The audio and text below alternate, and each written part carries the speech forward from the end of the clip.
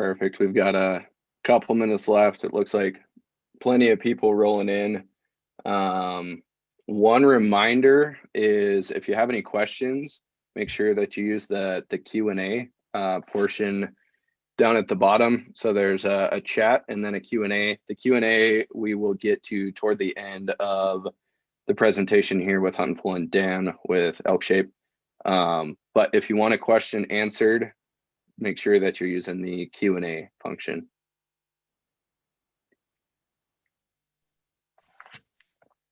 Oh boy. Yeah, no, that's kind of That's what we need to get to. yeah, that's the chats, the questions. Perfect. Well, it's 6 o'clock, so we will kick it off. Again, appreciate everybody taking time out of their evening to join us for our second masterclass with Huntonpool, and this one featuring Dan Staton with ElkShape. Going to be another awesome night answering questions of you guys and going over some really good information. So I'm looking forward to it. I'm sure I'm going to learn a ton throughout the process as well. And we'll kind of kick it off with some intros, go through some application strategies, what you should know for the year. And then Dan will share a little bit about what he does, what ElkShape is, why you should check them out, and then wrap it up with a bunch of Q&A at the end. So first intro, I will kick it off. Dylan Dowson with onX. I've been with onX for almost 7 years now. I started out way back in the customer service days. So if you used to have the little chips that you plugged into your GPSs and had any issues with it way back when and called customer service, great chance you talked to me at the time. Now I work a lot with our ambassadors, more specifically Western big game. So I have the privilege to work with Dan with ElkShape, Huntonpool, and all sorts of other folks as well. So pretty awesome job. I'm excited to tune in tonight, and then we can kind of kick it off. We've got 4 more gentlemen on the call with a ton of elk knowledge. So pass it over to you, Jared, if that's all right. Awesome. No, thanks for the intro. We appreciate everybody joining tonight. I think I speak for everybody on the call that we just feel lucky to be here, feel lucky to be able to chase elk every single year. And I think to kick it off, we'll just talk a little bit about what kind of drives us as it relates to elk hunting in particular. So Garth, why don't you intro yourself, and then we'll just kind of work our way around the clock here. Perfect. Yeah, so I'm Garth Jensen. I work with Huntonpool. I've been with them for about 7 years now. And for me, elk hunting, it just always takes on another aspect. I mean, I grew up mule deer hunting, but elk hunting was just a different animal. Once you get in there in September, you're in close to them. There's no other real feeling like it. So elk hunting is very special to me, especially in that September timeframe. What about you, Mr. Dan? Yeah, so based on the photos, obviously you guys can understand I don't believe in grip and grins.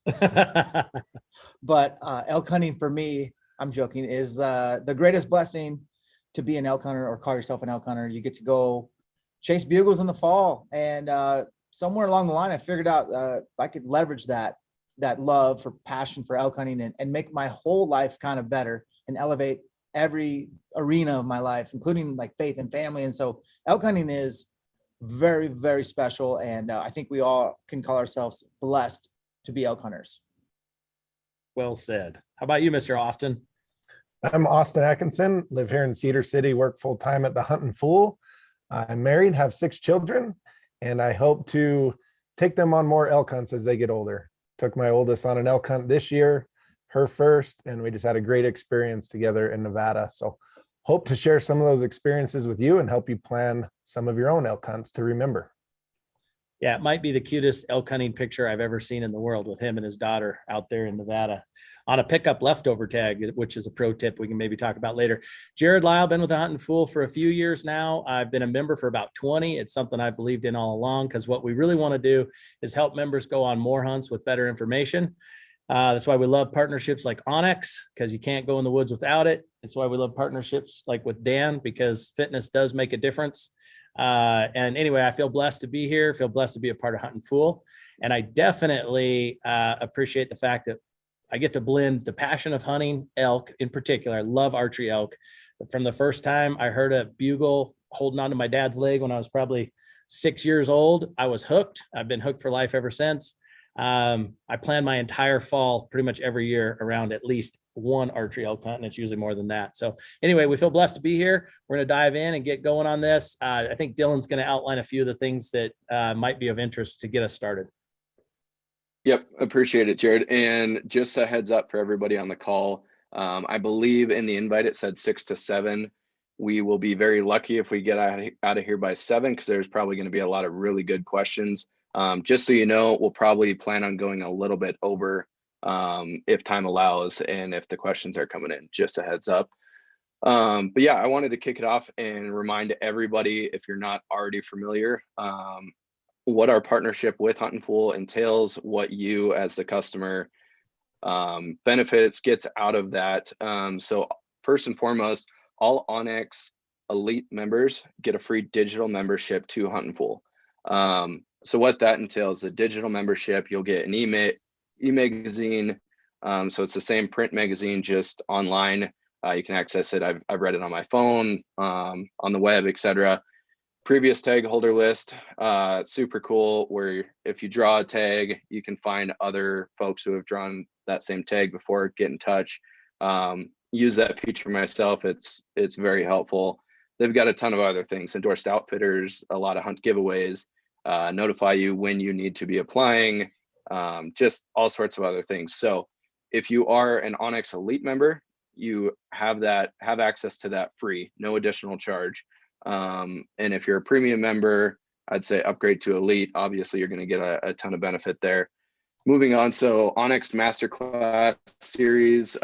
This is the second of 3. We have one more planned. The date and time are to be determined, but we're going to dive into Colorado specifically during that one. So stay tuned for an invite for that. And then lastly, we're doing a really cool elk hunt giveaway with Huntonpool.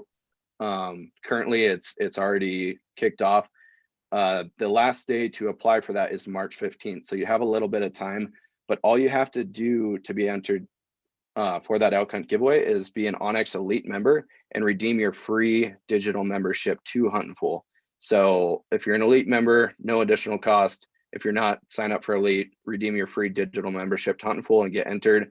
It's going to be a Montana rifle elk hunt for 2 for this year, 2022. It's going to be a sweet hunt. I wish I was going on that one myself. So just wanted to remind folks of those really cool additional benefits with our partnership with Huntonpool. Awesome. Thanks, Dylan. Appreciate it. With that said, let's dive in. I think Austin's going to take this slide, but before we start into it, our goal tonight is to I'm sure that there's a wide range of people that are on this call in terms of elk experience. So some of the information may seem a little basic. We're going to move basic to more detailed. And then especially as we go into Q&A, obviously no questions off limits. But overall, we just want to give an overview of elk hunting opportunities, because we all believe that you should be hunting elk every single year. It's one of those things that if you budget for it, if you plan around it, if you plan ahead, you should be hunting elk every single year, not waiting for 10, 15, 20 years to draw that once in a lifetime tag. And that's what we're going to try tonight. So with that said, I'm going to let Austin go. Sure. So it's basic. We need to understand that we're talking about primarily 2 of the 3 species of elk that you can hunt in the United States or in North America. Rocky Mountain elk, of course, are the most prevalent. We're going to have the most opportunities for those. Roosevelt elk, a little more specialized. The range is not as great on Roosevelt's, more so along the Pacific coastline. And then Thule elk, which only exists in California.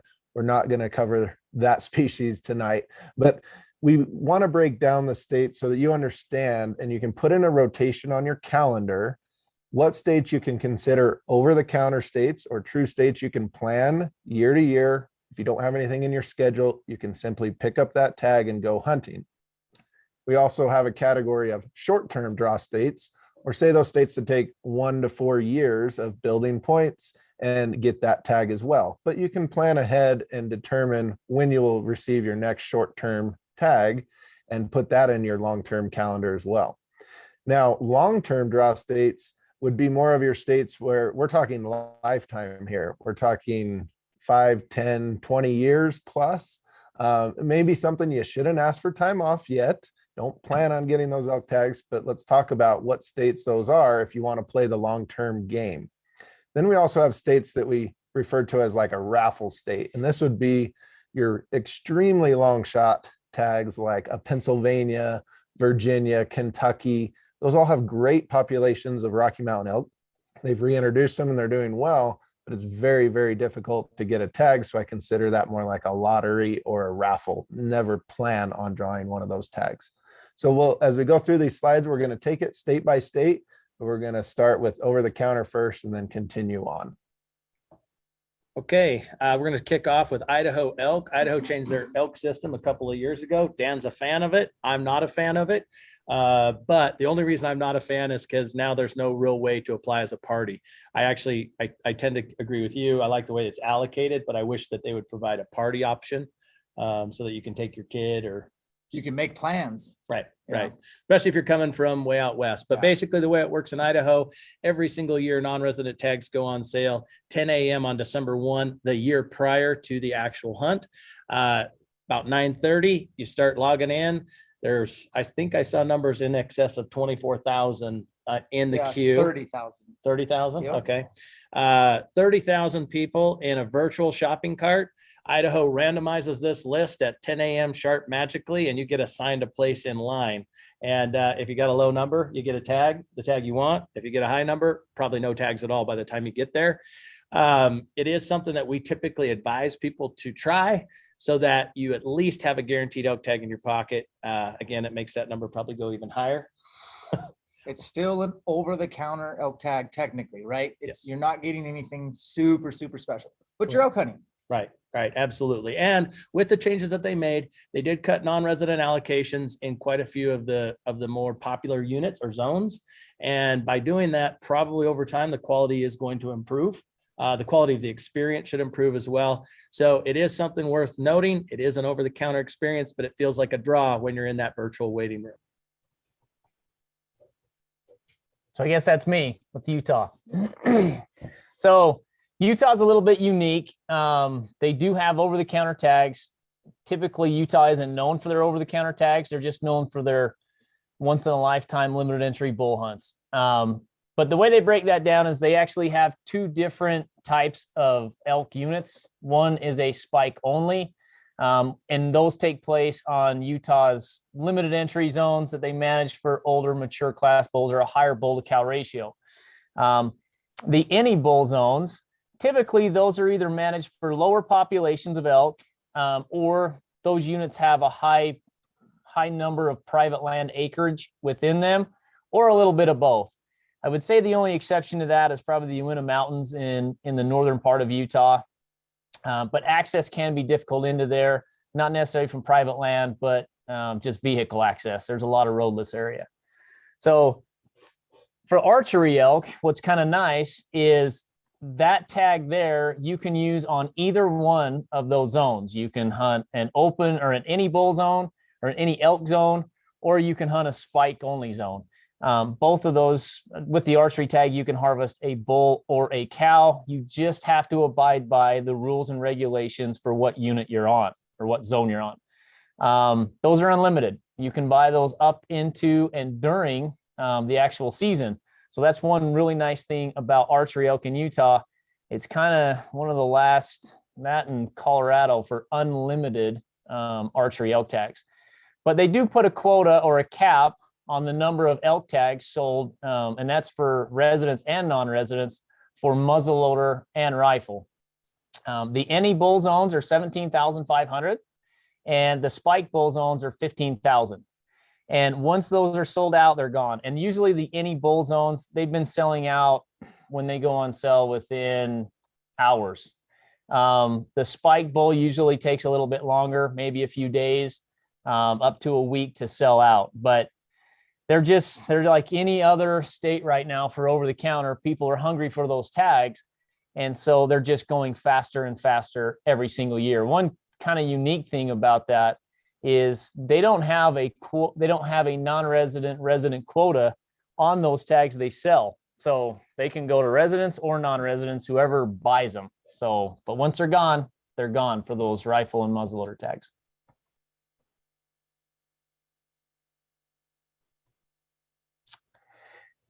now we get to Colorado. You'll notice that map that we have up there. These are all the units. The shaded units are all the units that they have that are eligible for over-the-counter archery. And there used to be more shaded units, but as other states like Idaho, Oregon, for instance, kind of restrict the amount of over-the-counter tags or over-the-counter hunting they have, what it's done is it's pushed a lot of hunters into the last state or one of the last states in Colorado for archery elk. And what's happening is you're seeing a lot of these different units take the brunt of a lot of the pressure, and that coupled along with recruitment, things like that, that whole bottom southwest corner there used to all be shaded, and they've taken a lot of those units out. But at any rate, you can see there that still 2/3 of that western portion is still eligible for over-the-counter archery tags, and those are unlimited. You can buy those tags right up into the season. And really, if you want a chance at a branch antler bull, Colorado for over-the-counter is probably your best state.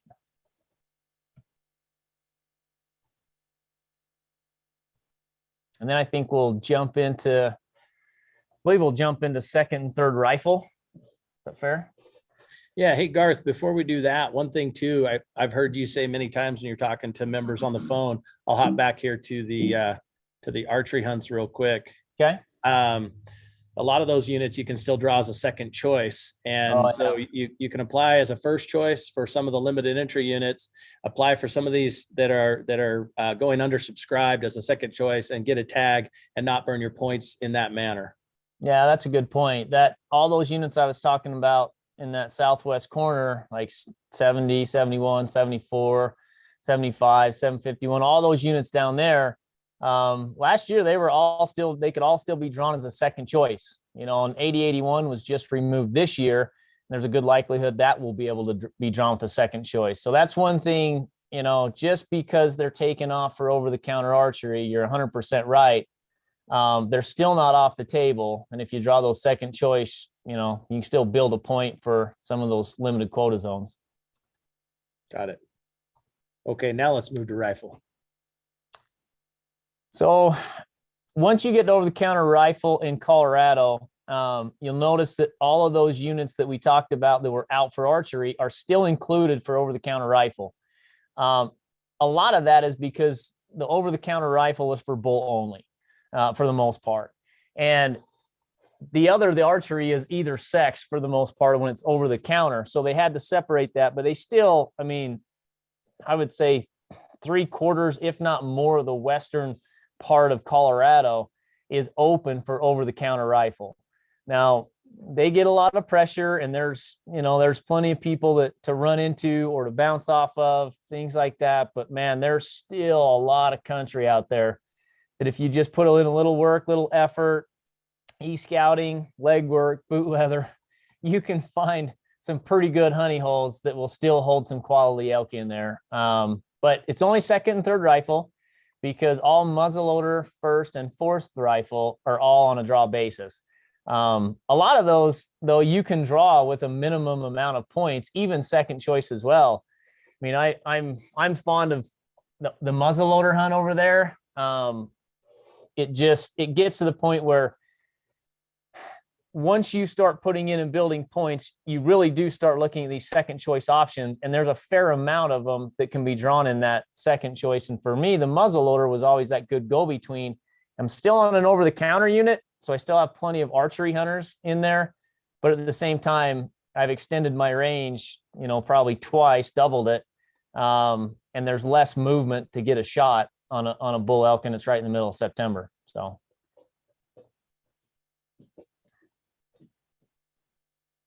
That said, I think we're going to head over to Mr. Dan Staton's home state. Tell us all about Washington, Dan. I think Washington gets overlooked. Obviously, it's expensive to put in for their draws. Washington State has big bulls, really nice limited entry type elk hunting. That's not once in a lifetime, but it is really hard to draw a tag. And as a non-resident, you're going to end up with an elk tag just to put in for the draw. So that kind of stinks. It's kind of a bonus system, so they're going to square your points. There's guys in the draw with at least 29 points this year. So there's no preference. And so it is kind of you have a chance. I mean, you could draw with 0 points potentially. They divide the state east and west. The east side being majority, obviously, like Rocky Mountain Elk, a lot of private land, scouted herds, some trophy units, but really hard to draw. The west side definitely is probably more of your DIY over the counter. That's more of your state, where the side of the state that you're going to get more opportunity to chase elk. And if you're new to elk hunting and you don't want to sit on the sidelines, which we've all agreed is the recipe, then consider chasing Roosevelt's west of I-5 or even in the Cascades. And, you know, it's better than nothing. Absolutely. And bulls get killed every year. You've hunted there? 3 or 4 times. Uh-huh. 21 years. Yeah, no, Washington is one of those where, you know, years ago we were at Huntonpool, we were always saying, don't apply there because, like you said, it's expensive to build points because you're going to have to buy an actual elk tag even to get into the draw. Yeah. You're going to come out with an elk tag and you're going to hunt, you know, poor success rates in the east side, maybe up in the Selkirks and that kind of stuff, or you're going to have to hunt Roosevelt's or Cascades. But either way, Washington is actually becoming a little bit more attractive because there's so much opportunity being dried up in other states. So it's something that should be on people's radar. It's fairly affordable too, as far as the actual tag itself is not as expensive as other states. Yep, absolutely. So with that said, we're going to jump over to its neighbor and look at Oregon. Unfortunately, Oregon pulled all of their over-the-counter archery elk hunts off the map this year. They did it with their archery deer hunts last year in the east part of the state. They did it with elk hunts this year. It's still considered an over-the-counter state because of the Roosevelt opportunities. There's a lot of opportunity to hunt Roosevelt elk in Oregon on over-the-counter archery hunts. So we definitely want to keep that in mind. If you're looking to have a different experience, hunt a Roosevelt in particular, Oregon should be on the radar, just like the sister Washington. So, but yeah, definitely some big changes in Oregon this year. One downside, a lot of those units that are going to go to limited entry, the way Oregon's state statutes are, even when there's going to be a pile of leftover tags that residents do not want, they will not allocate them to non-residents yet. So we're hoping that they'll take a look at how they do that. But for right now, there are good Roosevelt opportunities. Okay, so now we're moving from our over-the-counter states into the first of our short-term draw strategy states. And I'm going to hand the reins over to Garth to talk about Wyoming elk. So when it comes to Wyoming, I mean, when we put that in a short term, I mean, you can see by that slide there that most of those units that people are drawing for take more than 5 points. A lot of them are in that 10+ point category. But the very top one, that general elk, that, in my opinion, that's the most overlooked, even though, I mean, there's thousands of people that hunt it every year. For 3 to 4 points or 2 to 3 points, man, that's about as good of an elk hunt as you can really come across. And the nice thing about that general elk is you'll put in and draw the tag, and it's kind of similar to Montana, only you have to buy an archery license in order to hunt that archery season. And realistically, there is not a lot of crowding in there that you would expect from a general elk tag during archery season. So I'm a fan of that archery elk hunt in there. The rifle hunt is a good hunt as well. But realistically, when we're talking short term in Wyoming, that's what we're talking about. We're talking about that general elk hunt in Wyoming. And you can scatter a few other units and zones in there that you can draw for. But more than likely, if you're going to upgrade that hunt or your hunting experience very much more, you're probably going to have to invest another 5 to 8 years to get any better of a hunt than what you would get on that general elk hunt in Wyoming. And you can see right there, the highlighted options. I mean, you can hunt half the state with that general elk tag, which is pretty amazing.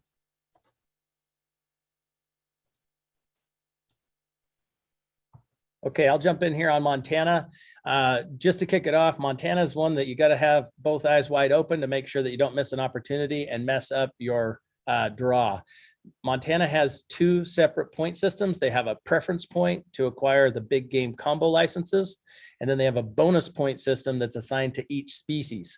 The good news about the bonus points are Montana does not wipe those out. They're good. They stick with you. But the preference point system, they changed it again this year for the worse, in my opinion. Now it's $100 a year to build the preference point, and it's only good for 1 year. So you build a preference point. We encourage anybody who wants to hunt Montana to look 2 years in advance. So the year prior, during the points only period, which is in the late summer, early fall, you're going to buy a preference point. And again, this is different than the species bonus point, and it's very important to clarify those two differences. You're going to buy this preference point so that the following year you can go into the draw and try to get your tag. Now, Montana says that the odds of anybody who does it that way not getting a tag are basically zero. So Montana has sort of come out on record and said the way we readjusted this through the outfitter draw and everything else, if you play nice, you can get a tag every other year. But if you do not apply after you build that first preference point, they immediately wipe it out. So they take your $100, throw your point in the trash, and you got to start over again.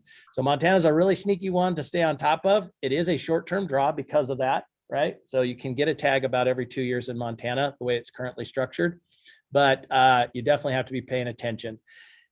As it relates to bonus points, the good news for archery elk hunters, well, let me start with the bad news. The bad news for rifle elk hunters or any weapon elk hunters in Montana, bonus points aren't going to do you a ton of good for the most part. Montana does square the points, like you mentioned, Washington does, some other states do that. So you do get an exponential advantage over time by applying in Montana and building those bonus points. And they're cheap. They're $25 each during the bonus point period. So it's an inexpensive point to build. But the really quality limited entry rifle elk opportunities or any weapon elk opportunities are very hard to draw, even with a lot of points. The good news for archery hunters is that with 2 to 4 points, a lot of the units like the Missouri Breaks and a few others that are kind of coveted, there's a lot of pressure in those units with other hunters, but there are a lot of elk. They're fun to hunt. I've killed quite a few bulls in the Missouri Breaks over the years myself. You can draw those tags fairly easily with a small handful of bonus points. So Montana is definitely in that short-term draw strategy and should be a part of your rotation. You can buy a point. If you have 0 points going into the draw this year, it's weird. They let you buy the point before the draw starts, correct? That's correct, on the way in. So what would someone like, let's say maybe me, I have 2 preference points going into the draw this year. Am I allowed to buy another point?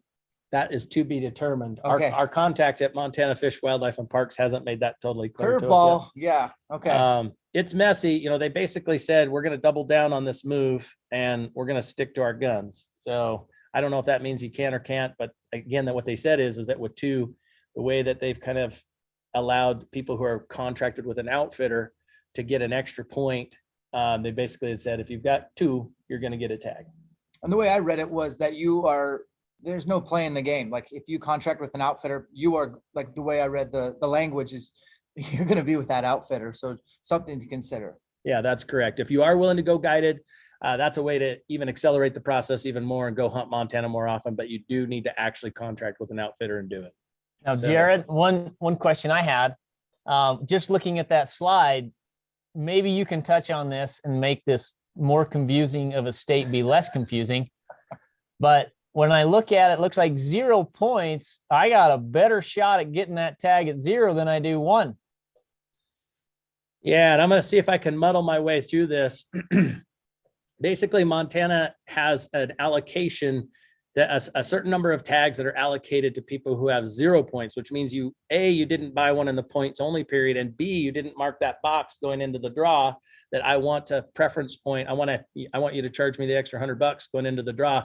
So it's a hard one to encourage people to say, hey, go in with 0 points because your odds are basically as good, knowing that then the following year they can't, because what Montana does require you to do, you cannot go in and say, okay, I don't want a preference point in the draw when I try to draw my tag, but then in the fall points only period, I cannot then turn around and go ahead and buy a point. So you're doubling down on a 0 point strategy that does have some tags set aside for those who truly have 0 points. We think it's a big mistake on Montana's part to do it, and hopefully they'll change that. But for right now, there is kind of a loophole there, but it's a high risk move. Well, since they raised that to $100 a point, that might be the cheaper way to go in there and get a chance. That's true. It's true. Yeah. We do try to put out, we have a series of videos called Mastering the Draw. at Huntonpool on our YouTube channel. We do try to put out good content that helps really break this stuff down. I think the last time I did a Montana one, it was like 25 minutes and it was the shortest I could make it. So, you know, it's complex. We'll try to help you out if you have additional questions on understanding these things a little bit more.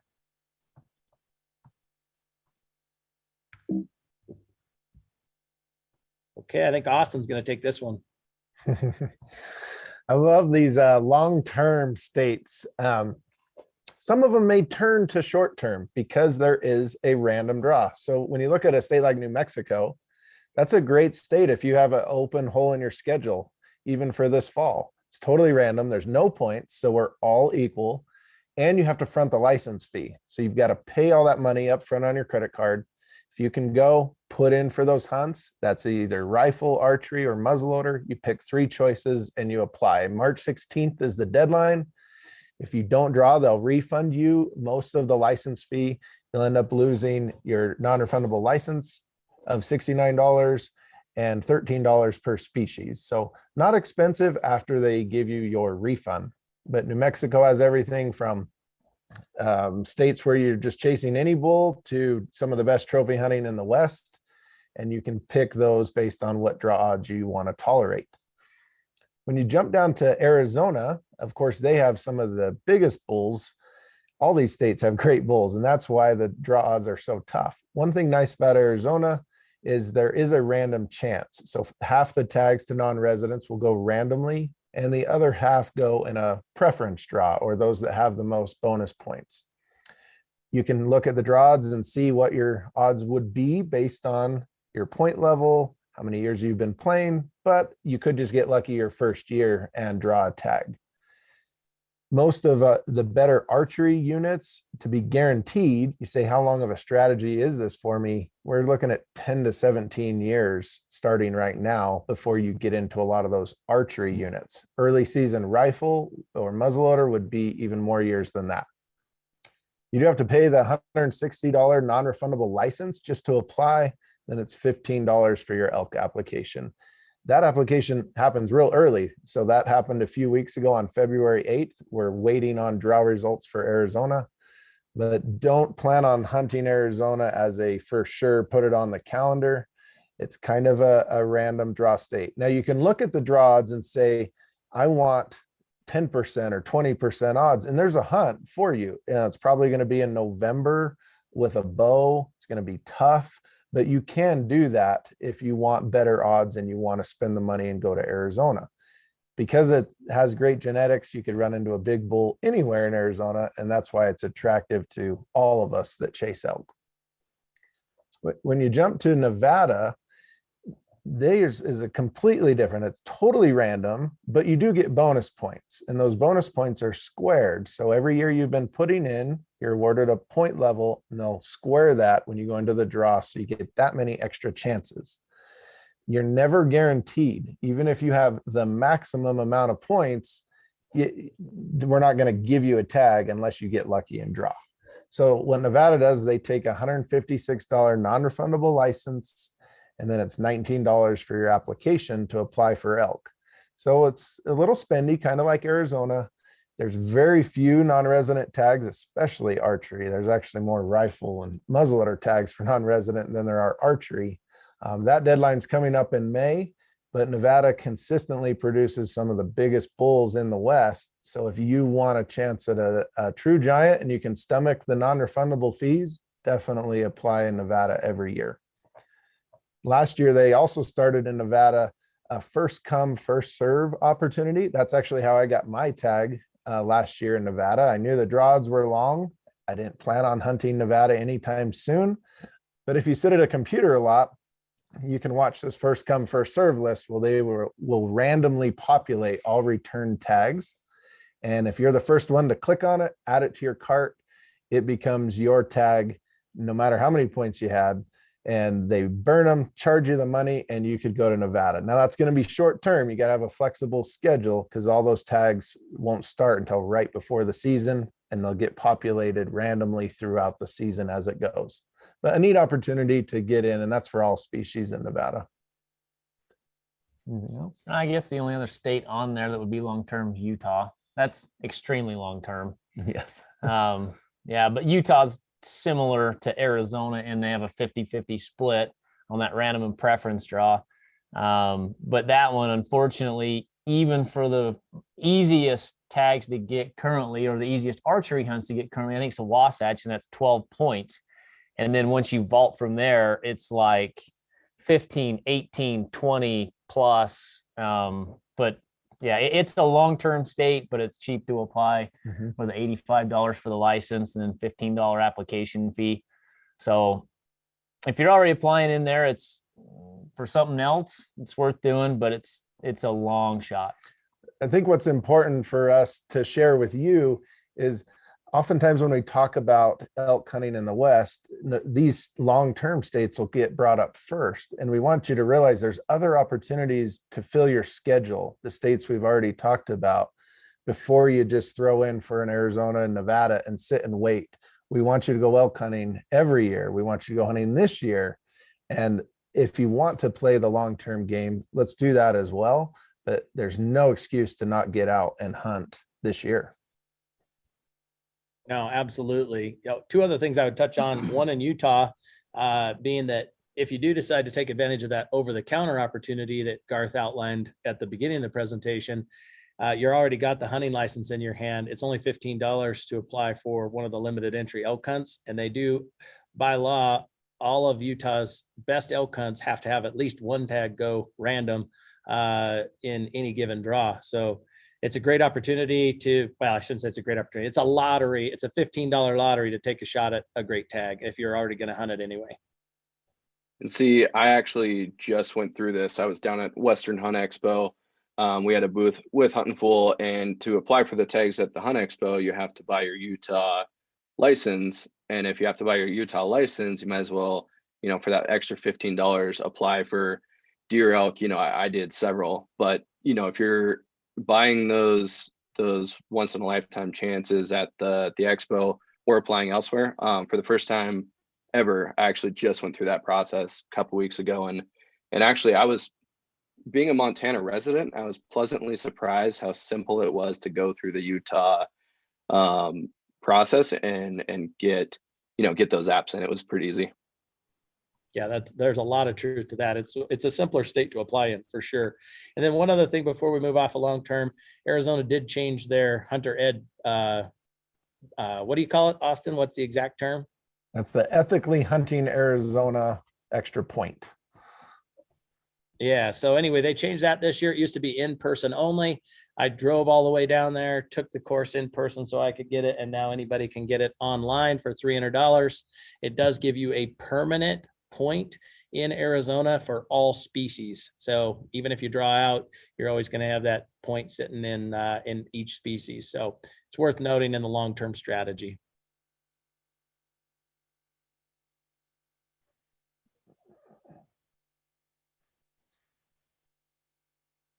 All right, so a couple suggestions. We're about to move over into the fitness part of this discussion, where I'm clearly not qualified, but my cohort here is. But we definitely recommend, I always look at hunting from a monthly expenditure point of view, as opposed to like that annual, because it happens in a narrow annual window. But if you amortize that over a year and divide it by 12 months, typically speaking, you can get a decent application strategy going for $600 or so. Or $50 a month. So first of all, we always recommend that you build a budget strategy, that you build that around the non-refundable costs. Because like Austin pointed out earlier, a state like New Mexico is going to hit your credit card up front and take all the money and sit on it for a while. Yep. Wyoming's even worse, because Wyoming's going to take your elk money in January and you're not going to get it back until June, and charge you for the whole tag the whole time. So, but look at those non-refundable costs, build a strategy. At Huntonpool, we can help you out with that. We have a license application service where we'll actually hold your hand, walk you through all of it, do it on your behalf for you. And then, of course, we also have other tools. Again, I'm kind of going back to this digital membership that is included with your elite benefits. We have the member draw connections, like Dylan said, people who have drawn tags, good tags before, that we connect you with. And then, of course, we've got all kinds of other tools that we just, again, at Huntonpool, what we're really trying to do is make hunting as intuitive and easy as possible for you, so that you can invest your time in the most important activities: shooting, working out, researching, and then going hunting. So with that said, all of this is no good if you finally get that tag of a lifetime and you head into the woods and you poop out because you're not in good enough shape. Oh yeah. So these guys are really helping you out. I mean, elk hunting's very exciting. If you haven't experienced it yet, for those, we all know you just can't get enough, but you need at bats. And I think what we're trying to say is, guys, get out there, get off the sidelines. Like you don't want to draw, I don't want to draw a limited entry elk tag in Utah and have zero experience elk hunting, so go get your reps, even if it's in those other states, that maybe aren't as attractive. At least you're out there learning, and the learning curve is what ElkShape's all about. We're trying to shorten the learning curve because I had a long learning curve. I cut my teeth. I hunted 30 days, 4 years straight with a bow, never shot an elk.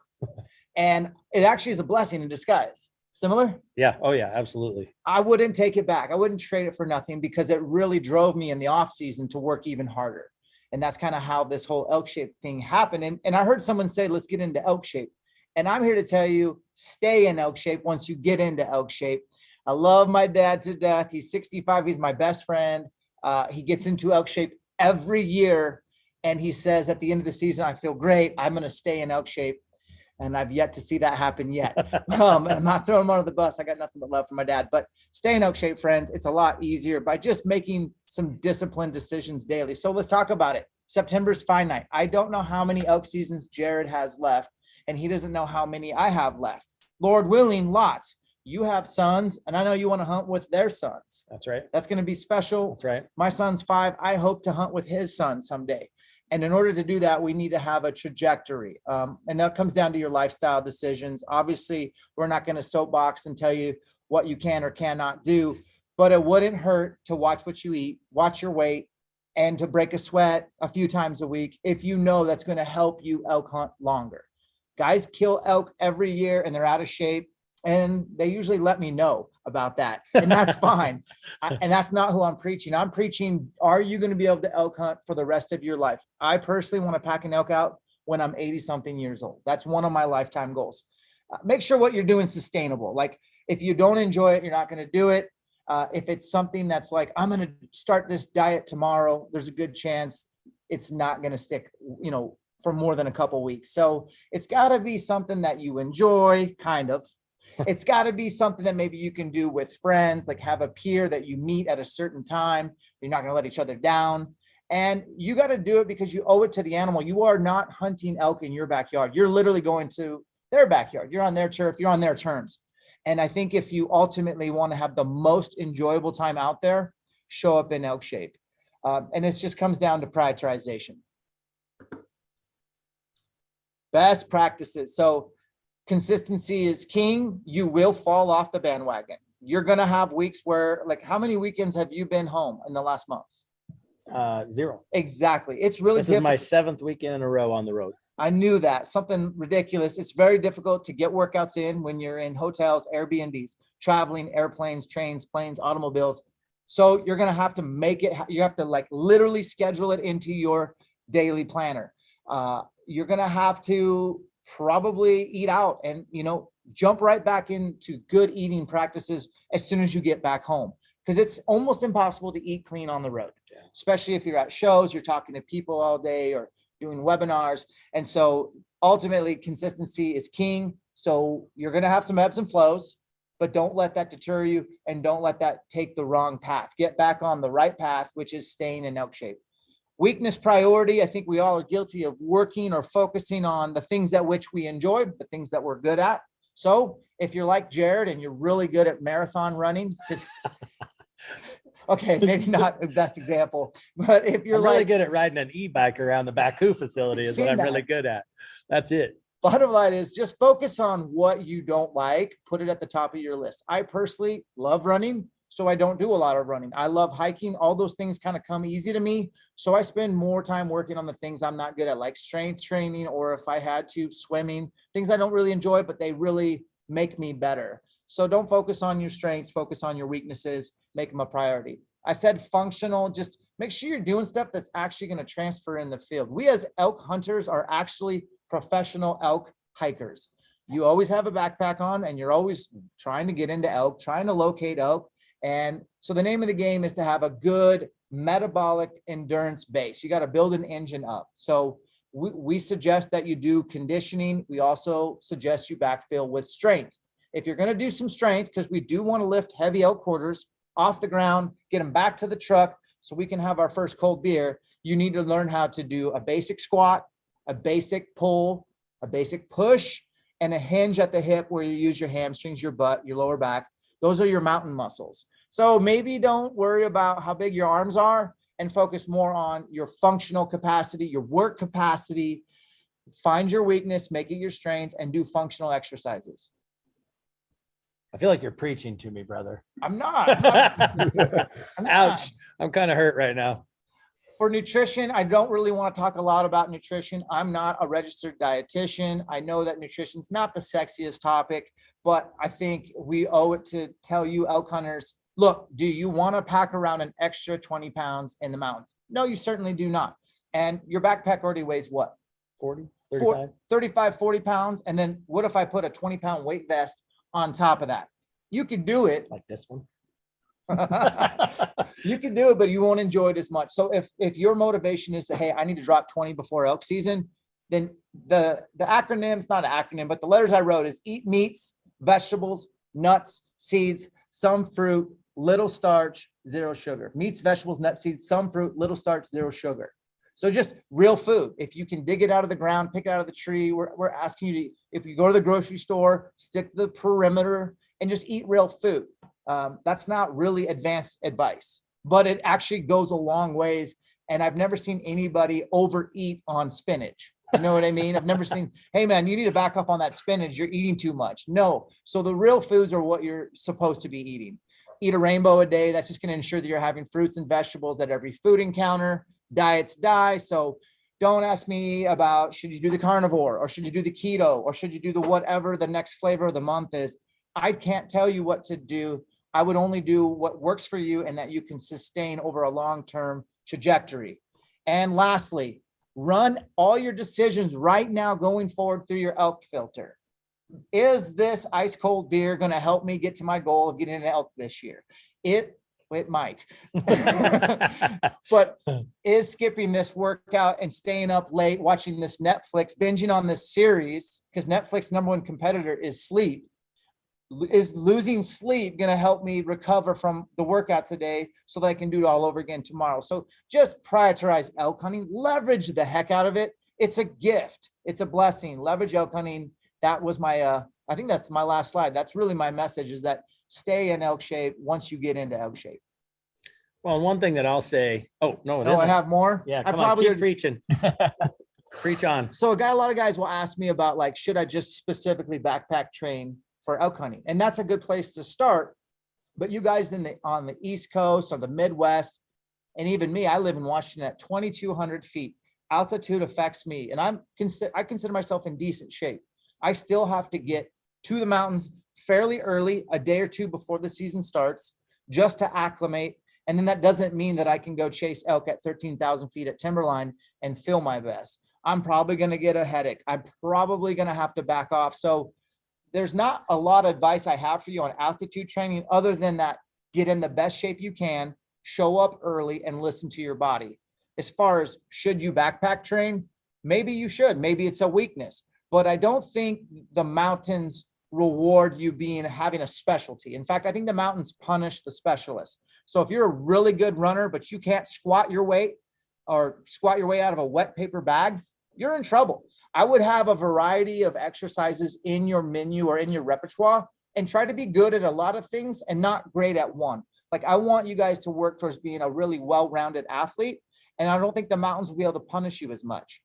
The last part, and I think the mental toughness thing goes without saying, but I guess you'll have some guys say you're born mentally tough or not. And I couldn't disagree more. I know there's some people that are, but I think making daily disciplined decisions through your elk filter, doing the stuff that's not as sexy, but like doing the workout, eating the clean food, doing what your wife tells you, that kind of stuff will build mental toughness for the future. I do think you can start working on your mental game now and know that it will pay off in September. If you think skipping working out and watching Netflix is better, then I would suggest try doing that on the mountain on day 7 when the chips are down. There's hunters everywhere. You can't buy a bugle to save your life. You're going to be tempted to quit or go home because you're homesick. You need that mental, that bank of mental toughness to withdraw from. And I think that we build mental toughness now. And last but not least, and I think you can appreciate this since you hunt, you have a family, you've had kids, and your home life's got to be dialed, guys, before you go do all this selfish, self-absorbed elk hunting. So just make sure that you're communicating what you're thinking with your better half. Let them know, like, right when you draw a tag, go up there, write it on the calendar. I know it hurts to tell them what you're thinking, but it's better to, and I'm telling you guys this because I've done all the things wrong. And I'm also saying I don't have it all figured out. But if you have your home life dialed, if your communication's on point, I think really your wife's going to be behind you, your husband's going to be behind you, and you're going to enjoy your hunting more. And that's what we want for you guys. No, well said. I think that home life piece is super important, even to the mental toughness, to be able to feel comfortable. Everybody is on the same page and you're good to go. One thing I'll say about that, we do get a lot of calls from East, Midwest, South, Southeast parts of the country where people are almost fearful to come out and not get one. And that's part of this process too at home, because they even feel pressure from peers, not just like in their home proper, but peers at home, because they're used to, maybe if you hunt the right property and hunt long enough, you always get one. If you're hunting whitetails in Wisconsin, right? Right. But if you're coming out to hunt elk, 9 out of 10 guys more often than not go home without an elk. And so that part of it is important too, to kind of get that home life dialed too. So you actually have fun. I can't tell you how many guys I talk to that are like, this is my 3rd elk hunt. If I don't get one this time, I'm going to quit. And I'm like, you're missing out on something that's really important in here and in here. So, all right, with that said, we're just about to Q&A. We'll cover this one last time here. For those of you who might have joined a little bit late in the call, we went over the fact that if you're an elite onX member, you can get a complimentary Huntonpool digital membership. It gives you access to all of the digital tools we have, amazing draw odds, the e-magazine, 1,500 pages of content that's all about trying to help you understand your options out there, make the best use of your time and money. We do have an upcoming onX Masterclass. The next one's going to be in March. We haven't figured the date out yet. That's going to be a Colorado deep dive. Should be lots of interesting material there. And then finally, if you're an elite member of onX, go activate your free Huntonpool membership and enter to win this amazing elk hunt for 2. So one winner is going to get to choose a hunting buddy, a spouse, a friend, whatever, a kid, and go on a really awesome elk hunt that is co-sponsored here by Huntonpool and onX. And it's free.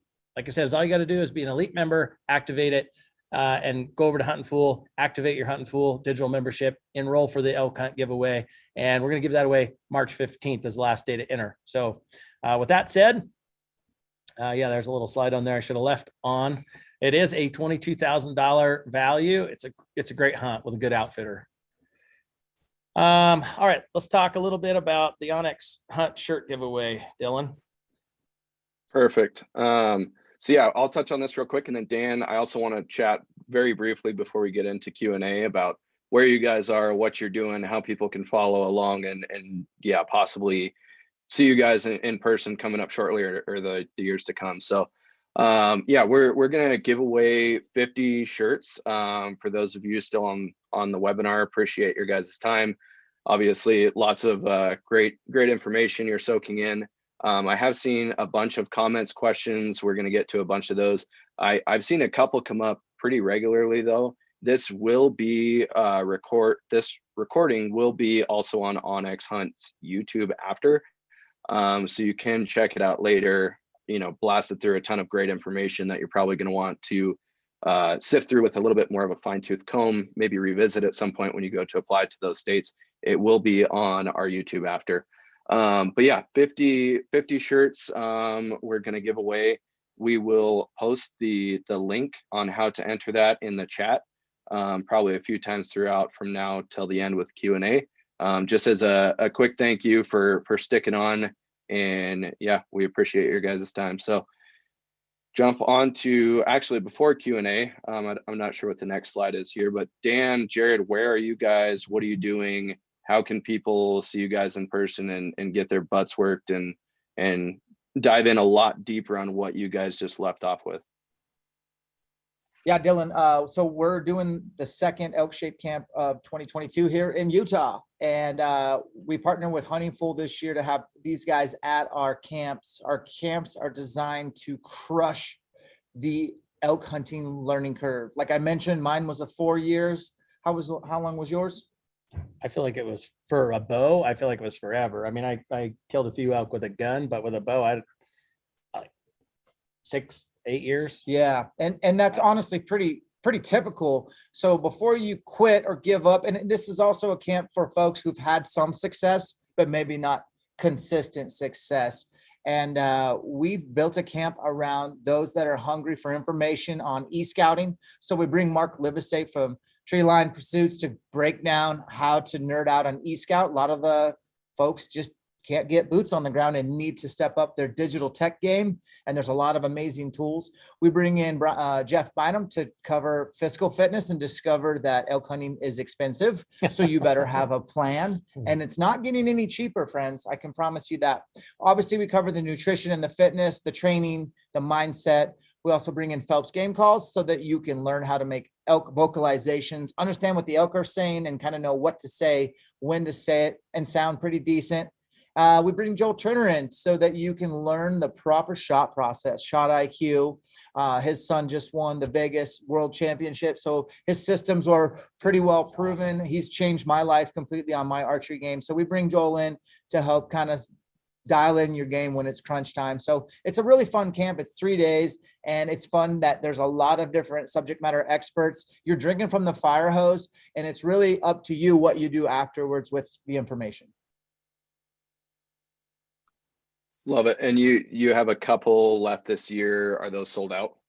Yeah, we do have 2 camps Okay. left. Oregon in 3 weeks, Texas in April, and there's only maybe a handful of spots left between the 2 of them. Cool. We will also throw the link to your website with the camps on it in the chat as well for those folks. But yeah, diving into some questions now. We covered a lot of stuff. We'll give at least 20-30 minutes here for questions.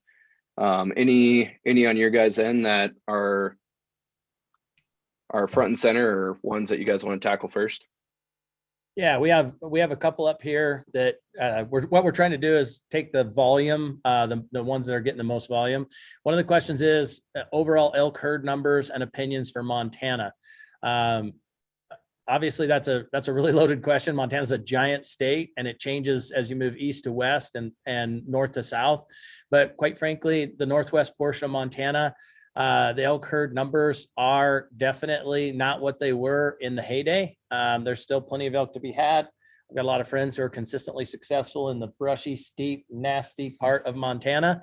A lot of misconceptions, I think, around wilderness areas in particular, because we get a lot of people who are really passionate about wanting to get away from the crowds, as am I. And then they think, well, let's go to the Bob Marshall, let's go to the Selway Bitterroot Wilderness area, whatever else. The reality is most of those really remote areas have a very low prey density. So there's just not many elk tracks in terms of the ratio for grizzly bear to wolf to elk tracks. So as a general rule, I would encourage most hunters to kind of steer away from those really remote wilderness areas unless the experience is so important to you. And I love that. Like if that's important, weigh in on that and do it. But understand that for the most part, those places are not where most of the elk are. Most of the elk in Montana are, quite frankly, where ranchers are managing predator control aggressively. FWP is assisting them in that effort. I was told once by a wildlife biologist that when an moo cow gets killed, the helicopter goes up and the problem goes away. So as a general rule, like the southwest portion of Montana, great ranching and cattle country, central up towards Helena, all that. There's a lot of elk. Elk are doing well. Predator numbers are not that bad. Montana has always had a fairly limited number of non-resident tags. I shouldn't say always, but for as long as I can remember, as long as I've been elk hunting. And so pressure-wise, I think people are going further, staying longer. People invest money in these tags, and so they take more time away from work And so you find people that are like more persistent and not as many weekend warriors. But overall, I would say elk herd numbers in Montana, it's a great state to hunt elk. It's probably on par with any of them that I hunt consistently. Idaho, Montana, other teammates hunt Colorado a lot, etc. Yeah, it's regional, and do your research on that. Yeah, definitely. And as a Montana resident, I have been my whole life. You know, as Jared said, there's elk to be found everywhere in the steepest, nastiest parts, and you know, all the way to eastern Montana where it's more cattle country and ag land that they're going to feed all night long. So yeah, plenty of opportunity. If you get out there, get after it. There's a lot of elk, a lot of situations that you're going to be able to screw up and learn from. So that's what I did year after year until I got lucky the first year and slowly learned my way into it. That's actually a really good segue. We had a couple questions about pressure and how to avoid it. So we can all kind of take a stab at that. Obviously, you know, my angle is going to be mapping focused. With that being said, you know, whether you're looking for wilderness hunt, sometimes those areas are more crowded than what one would expect because it's the obvious answer. Well, if I go to the wilderness, you know, I'll be able to get away from people. If everybody has that mindset and you go to the wilderness or that trailhead and, you know, there's a bunch of horse trailers and whatnot. So being creative, I think has really helped me. Looking at the map, not being afraid to hunt something honestly close to a road because people are driving past it, headed to a trailhead at 3 a.m. You know, I've had really good success pulling over on the way up to a trailhead, road bugling, and you know, there's a couple bulls and some cows tucked away in a little pocket off of a road that people have been driving by. I've seen headlights all morning long. Nobody's stopped to check it. So getting creative with it, looking at the map, has helped me out, but anybody else kind of want to take a stab at that one?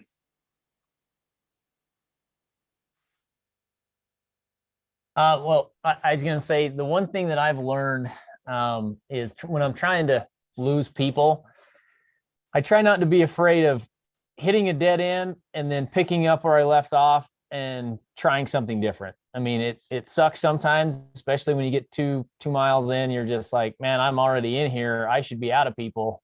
But don't be scared to turn around and go back, regroup, figure out another canyon, go try that. It just kind of comes down to effort, in my opinion. You have a strategy, don't you, Dan? Yes. The backcountry is really sexy. I get it. One thing that we make sure we cover at camp is quit overcommitting. You know, if you think about how finite September really is, especially if you're driving out here, which a lot of folks do, especially from the Midwest, they got a 24, 30-hour drive on the front end and back end. So then their 10-day hunt gets kind of shrink down to really 8 days, but then they kind of got to figure out the lay of the land. Plus you want to be the shooter. I want to be the shooter. So really I'll call for you. You call for me. My 10-day hunt's actually 4 days of where I'm the shooter. Quit overcommitting. When you spend the commodity of energy and time hiking 8 miles back in just to bugle into one lousy basin, it doesn't make sense to me. Study the terrain, find your points of interest to where you can cover country and send those vocalizations out, or you have a master advantage, or you can cover country, and don't just cut yourself short by focusing and over committing to one area. Yeah, I think that's super true with Western or with elk and more open terrain, especially in thicker habitat, trying to find access points where you can maybe cover country on gated roads, trails, etc., in the dark, in the night, whatever. But yeah, I would totally agree that all too often overcommitting is a bad habit I had early on. Same here. To kind of add to that real quick, I used to overcommit to the point that I would hike past bugles on a trailhead, you know, get there super early and hear bull bugling close to a trailhead. It's like, oh, this trailhead's going to be packed. There's no way that there's not going to be 8-10 other hunters hunting that bugle at first light. I'm going to hike, you know, 6 miles down the trail, whatever it is, and try and find elk that are not disturbed. To only hike 6 miles down the trail and not find any elk to hunt. So yeah, that's just another quick 2 cents there. So another one that I see on my end, and I'll let you guys dive in here as well, is just a lot about hunting strategy And I know there's probably a lot of archery hunters here. There's probably a lot of rifle hunters, but archery specifically, Dan, I'll pick on you for a second. When you get a response from a bull, you know, whether it be right out of the gate or, you know, bottom of the ninth, and a bull responds to you, what's kind of your checklist? Like, how do you approach that bugle? Obviously there's a ton of factors there, you know, time of day, thermals, whatever. But if you get a response, kind of what's your strategy next? Well, first and foremost, I have learned to enjoy elk talking on their own without me instigating anything. And so if that's the case, I'm not going to say anything. I'm going to let the elk do their thing. I have seen a lot more folks in the mountains, and it doesn't bother me at all, but a lot of them are carrying bugle tubes as well. I do think elk are becoming more hip to that. Doesn't mean you can't get in close and still vocalize. And I think encourage people to do that. But I'm thinking about, how can I slip in? How can I let them do what they're doing, but still get in tight? So we're going to read terrain. We're going to read the wind. I can fool their eyes for the most part, being short and ninja. I can make noises. I can break sticks. It's not going to bother elk like a whitetail. So we're not whitetail hunting, but I cannot, and I repeat, I cannot fool their nose. And so even if the wind's like iffy or 50-50, I'm not going to sit there and convince myself to go after it. I'm going to only strike when the getting is good. So I think the most important thing is be delicate on your wind, and that's about it. Be aggressive on everything else. Get in tight to the bubble, and hopefully allow them to do their thing, and then you'll find your opportunity. Yeah, and I don't know, like, I think one of the hardest parts for me was just learning to control my emotions as I would get close. And so I kind of have a little mantra. I just say, as soon as I get a response, and again, I'm like you, if I don't have to get a response, instead I can just listen and hear them doing what elk do. That's my preferred method. But I just tell myself, my only job is to get as close as I can for as long as I can, and good things will happen. It's a mantra. It just goes through my head the whole time when I'm trying to close the gap. And like you said, it's reading the terrain, it's looking at the wind first and foremost. But beyond that, it's just real simple for me. It's just a mantra I repeat. And if you hang out next to elk long enough, good things happen a lot. Amen. So I was gonna say, we had one on our end. We had a question. Someone wanted us to expand a little bit on Utah's elk extended archery and kind of how that works in the areas. And so me and Austin, I'll talk a little bit about it. So basically to acquire, well, you basically just need an elk tag, an archery elk tag, to participate in that extended archery season. And like I say, those tags, you know, they're unlimited. You can buy a general elk tag at any time during the hunt. And so once you buy that tag, if you don't harvest, then you're eligible to participate in the extended archery elk zones. And most of those zones are up along the Wasatch Front. I think they have a couple that are outside of that. I don't know exactly how many they added. There's three. But they go into the month of November. I don't think they go in December 15th. Into December 15th. They're brutal hunts. They're very tough. It's steep, highly competitive. There's a lot of archery elk hunters that don't have anything to do in November, December, and they converge on the Wasatch Front.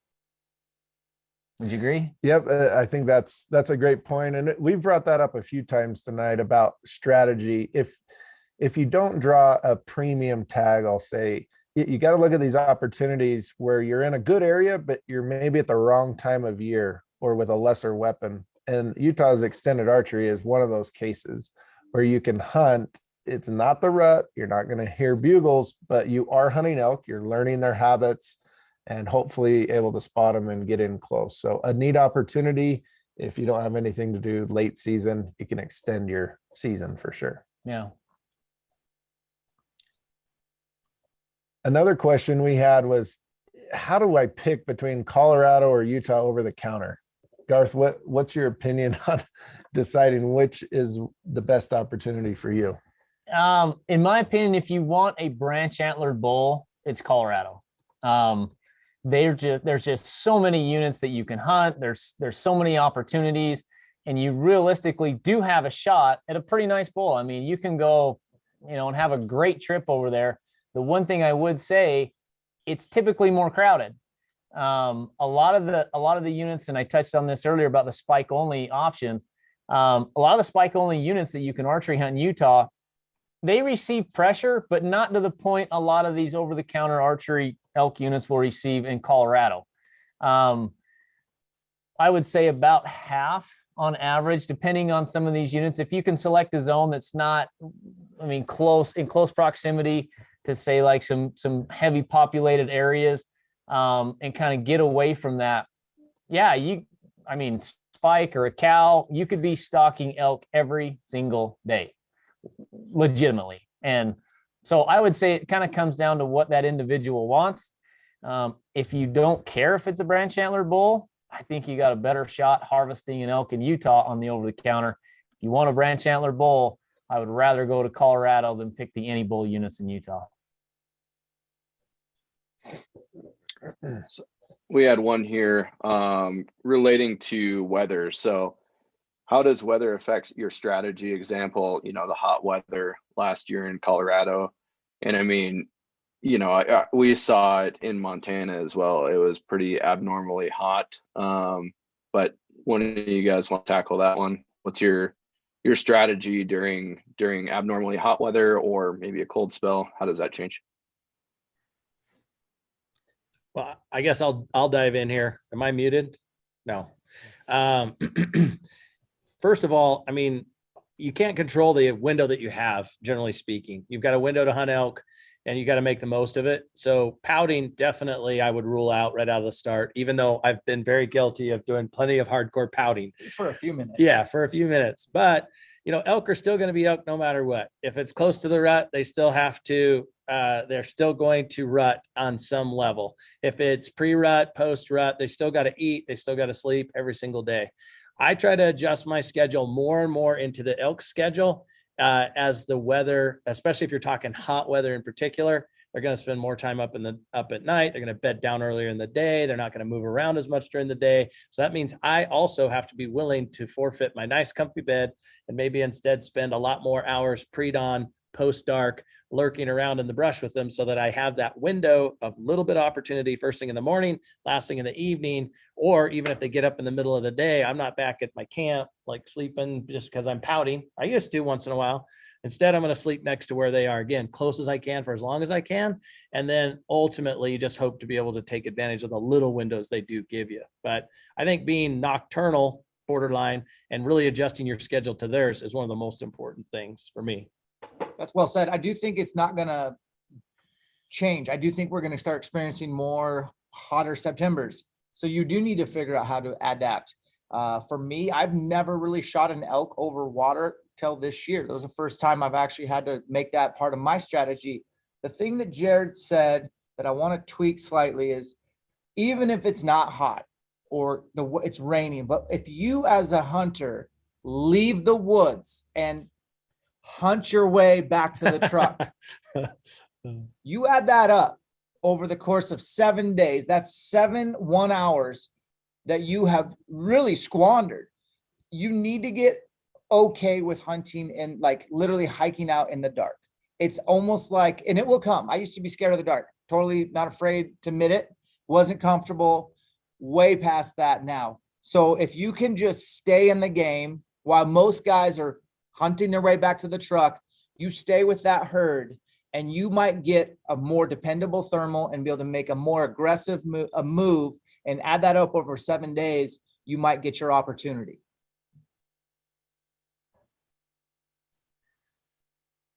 Yep, that's a good one.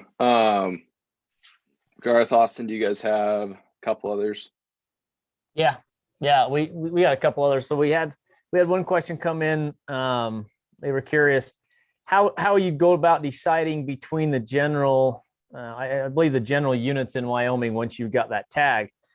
And I think one thing I would say to that, again, it kind of comes down to personal preference. With as many zones that there are available to hunt in Wyoming, do you want to get after it? Do you want to pack in? I mean, are you physically capable of going about that?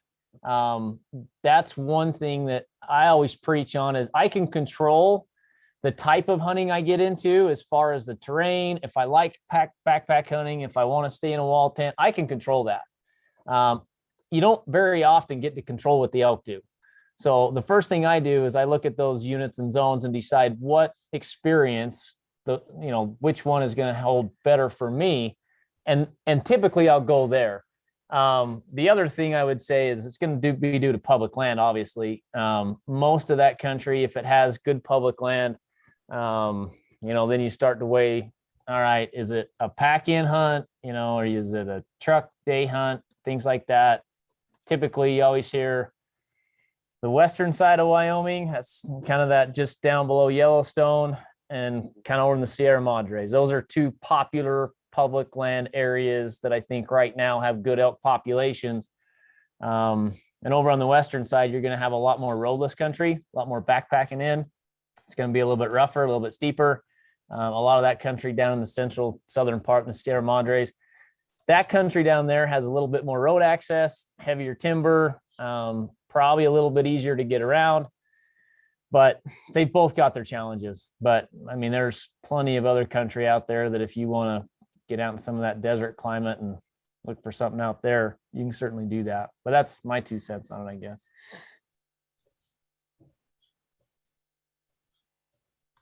Cool. I got one for Dan specifically here. So I know you touched with push, pull, squats a little bit on that slide there, but if you could condense them, what are the most effective exercises to do for preparing for an elk hunt?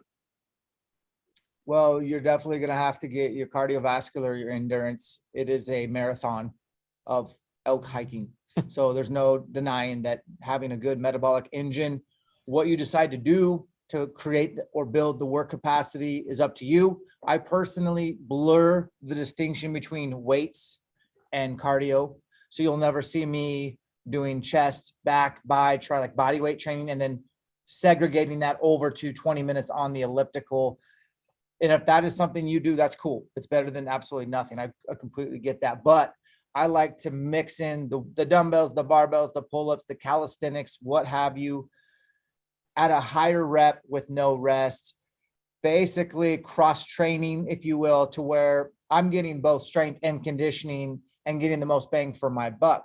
So what exercises should that be? Well, we've already told you to push, pull, squat, hinge, deadlift, squat, strict press, push press, bench, hike with a backpack on. Box step-ups are king, especially in the winter when maybe going outside kind of sucks.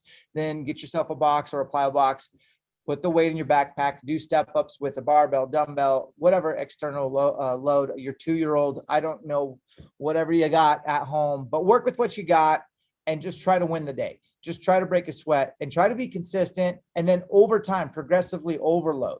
Your body will adapt to your specific instructions. So give your body good instructions and make sure that they apply to elk hunting.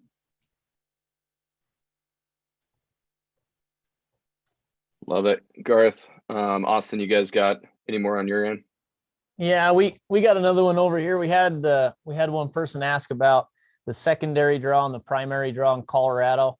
And just it'll be a quick one, but they were just wondering if you secured a permit through the secondary draw, if that burned your points. And the answer is no, it does not. Anything in the secondary draw, you've already got your point if you were unsuccessful in the primary.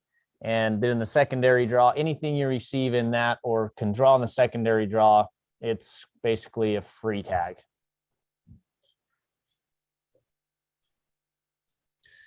One that came up early for Roosevelt elk in Western Washington in the thick brush. What are your best practices? Not a lot of glassing options during the rut. How quickly do you move if you don't hear anything? The reason I want to touch on that one is because it's not just for Roosevelt elk. The reality is there's a lot of Montana, Idaho, all the West Coast that is thick like that. And the hunting style tends to be similar in all cases. The question of how quickly do you move is always a really tough one, because I think all of us would say you want to be as aggressive, cover as much ground as you can and locate elk. But at the same time, you have to trust your spidey senses a little bit. You're using your nose, your ears, and even just that sixth sense that's like, you know what, I can smell them. I'm here. I'm not hearing anything. I need to just slow down. I've killed a lot more elk with my bow, especially by being patient than I have by being impatient and blowing through bedding areas and blowing through areas that clearly show that elk are living here. I'm just not hearing them. And so it's a weird combination of patience when you're in the zone, but a high level of physical output to get to the places where you find those zones. So I don't know if that helps or not, but like I said, it never hurts to remember. I guess I always say, move to find elk like a wolf hunts, but try to kill an elk like a cougar hunts. That's nice. For Roosevelt's in Western Washington and Oregon, both are great states. And if elk hunting gets more popular, I may end up hunting down there just because I'm not going to sit on the sidelines. So I have hunted very thick North Idaho. And I know you've hunted Western Montana, spring bear, and elk. Logging roads are awesome, especially where legal, use an e-bike. We are at Baku, but I think I love logging country for elk. And I know that there's still Roosevelt hunting in logging country in my state, Washington. There are some private companies that you can gain access through. There are permits. And so access can be tricky, but a lot of people are able to do that. My point is not all Roosevelt hunting is just tripsing around in 10-foot tall ferns. There is actual logging country where the elk live because there's a lot of food created by logging.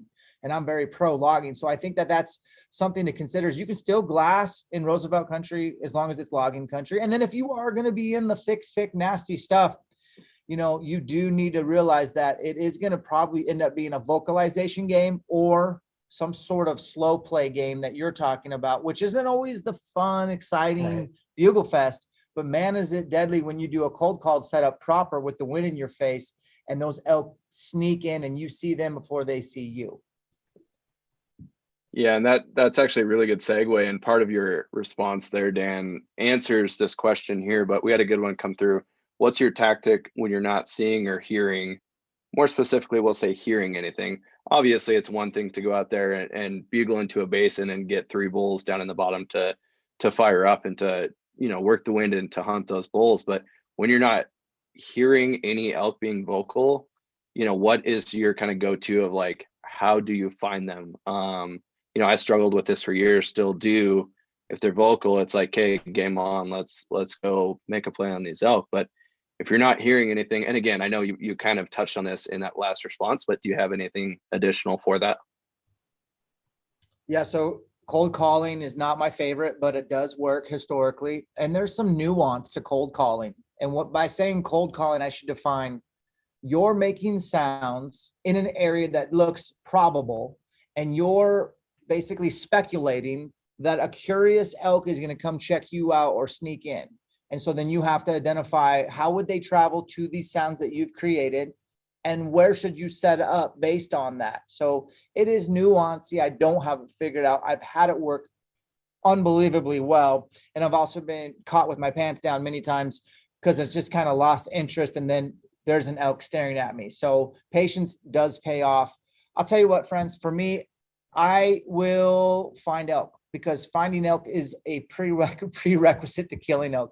So if I'm having a tough time, if I'm struggle busting and I just can't find the elk, then I don't get to go to bed maybe that night, or maybe my alarm gets set 3 hours earlier than most people. Most elk hunters wake up, I'd say, between 4 and 5 a.m. Well, I don't know where the elk are. So now I got to sleep till midnight or 1 a.m., drink some coffee, drive some roads, hunt an area that's I can cover some ground. I promise you, there's going to be an elk out there somewhere that's going to answer me if it's September. I just haven't found them yet. And that's the mindset. Yeah, absolutely. I love that. Dylan, Perfect. one thing that I was touched on earlier that kind of plays into that. When I said I can control the experience, a lot of times for me, I like to set up the area that I'm hunting, and I can't always do that, but I like to set up areas when I go in and hunt that I can glass, or there is some areas, there is some high points within those drainages.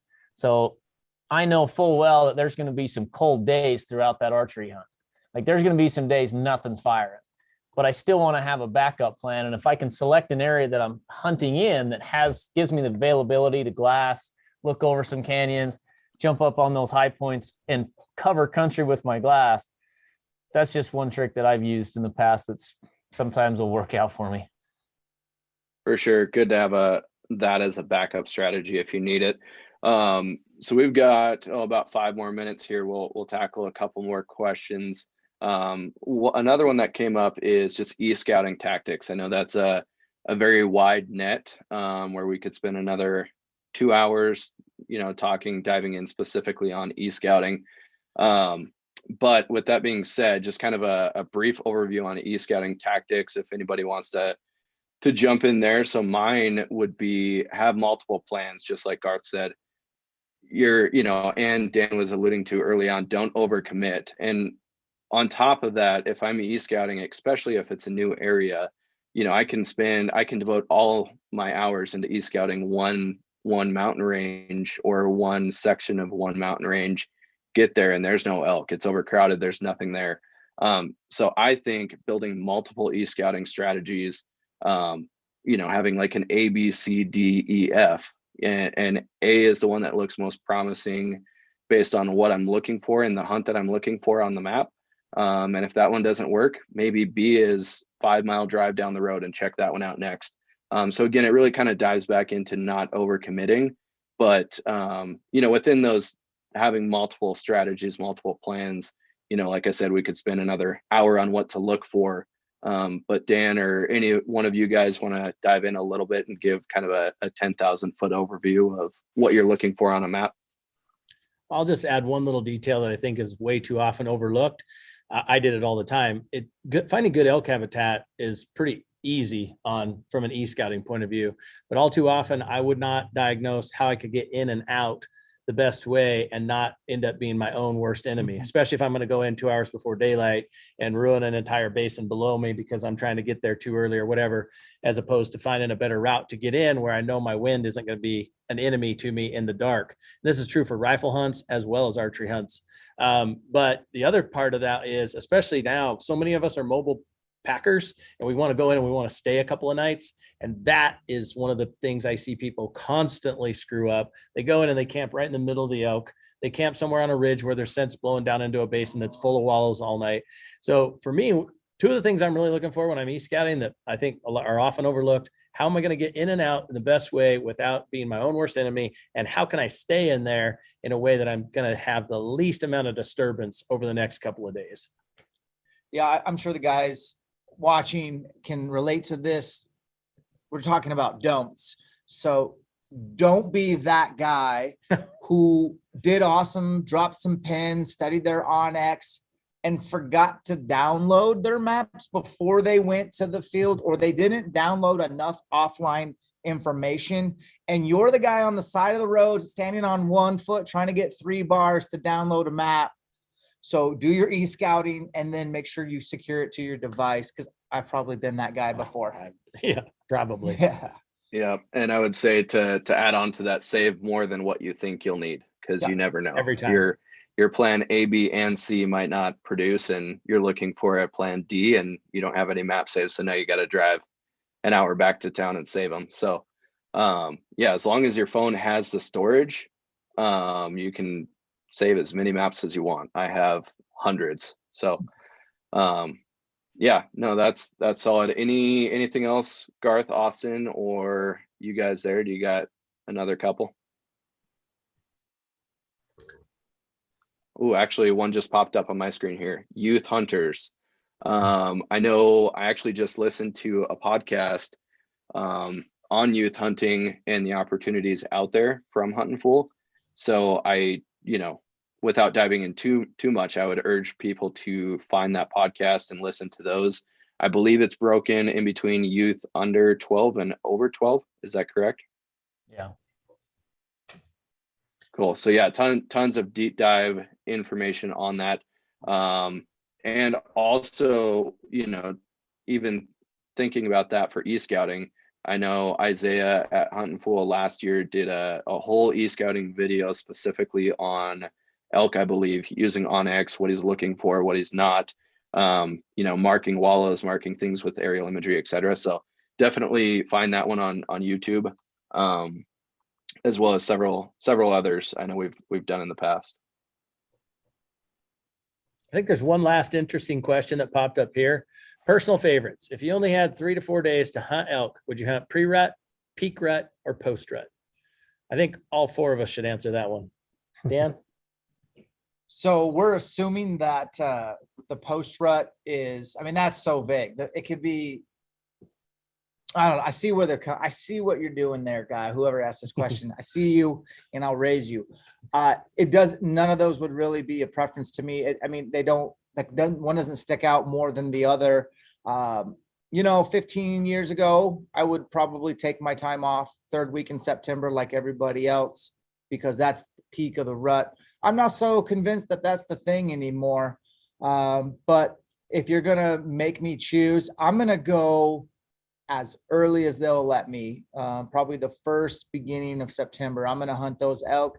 I think that's your best opportunity to possibly find a big one who hasn't rounded up the ladies yet. And maybe he's filling his oats. He's not hanging out with the satellites yet. And I might be able to get him to make a mistake. I'm going pre-rut as well. So I'll dive in next. For many years, I would say the peak of the rut, when they're bugling, when you can find them, it makes for some really good action, but not necessarily good opportunities. You've all had those. Well, I've had some days where, it's just bugling morning till night and middle of the day, but they're all rounded up. And the second that you try and sneak in, and if you're trying to overcall, like I did for many years, they're taking their cows and getting the heck out of there. So before I would have said, in the middle of the rut. Honestly, now I would say pre-rut for myself, especially if I'm hunting kind of the mountains, a little bit thicker. Lately, the past few years, I've hunted a little bit more post-rut in the breaks and in more open country where I'm not really calling, I'm spotting and stalking. And it just lends itself for a lot more opportunities to, they're still bugling, I can find them, but then I'm going to slip in and try and not make a peep and stalk them. So I would say post-rut, late into September, even October, in Montana here, if I'm in more stockable open terrain where I can glass them up. And I guess for me, I would, if I could say that, when I walked out into that field, there was going to be bulls screaming on both sides of me, and I got my choice to go with whatever and know that I could probably blow both of those opportunities. That's still the most excitement you're going to have during your hunt. So I really go for the experience, and that's why I love archery elk hunting. So I don't know, man. I still love it when there's just a lot of activity, a lot of things going on. It's probably not the best opportunity, I'll agree with you guys, to harvest the animal, but boy, I think I'd take peak rut. Me personally, archery hunting, of course, like Garth, I want to be there when it's noisy and when it's fun. That experience is second to none in the field. But I do really enjoy, I've spent a lot of time post-rut or even later hunts. Now I'm talking once the bulls pull off their cows and they go back into being a dumb bachelor animal. I enjoy that. I feel like I can scout for that. I can scout for that, find the north slopes that they want to be on in the shade. And they're probably still going to be there by the time I hike myself all the way over to where they're at. So I do enjoy that challenge. They're not moving as much, and elk have long legs and mine are too short. So. Awesome. Well, I think that covers it. Again, just want to thank everybody for sticking on. We still have a ton of folks on here that stayed throughout. We're just over an hour and a half now. So again, appreciate it. Appreciate you guys, Huntonpool, Dan, ElkShape, for coming on and spreading your wealth of knowledge.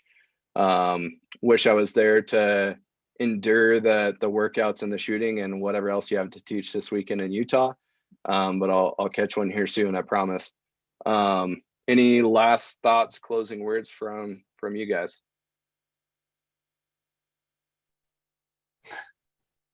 Jared's on mute. I'm on mute. No, just a friendly reminder, redeem your opportunity to enter for that free entry for the elk hunt. I think that's a no-brainer to try to win. Yep, absolutely. And again, super easy, onX Elite membership.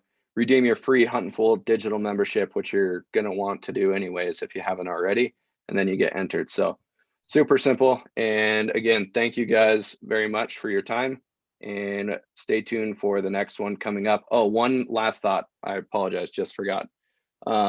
we will be sending out a survey after this for the folks still on and everybody who attended.